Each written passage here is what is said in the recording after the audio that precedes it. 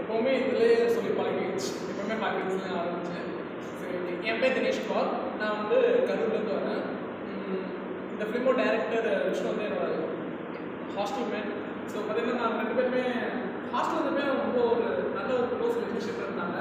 அதுக்கப்புறம் 2 இயர்ஸ்க்கு முன்னாடி கூட வந்து எனக்கு கால் பண்ணி இந்த மாதிரி ஒரு ஃபிலிம் பண்ணணும், அதுக்கு எப்படிலாம் எழுதலாம், ஸ்கிரிப்ட்ஸில் எழுதலாம் அப்படின்னு அப்பயே கேட்டார்.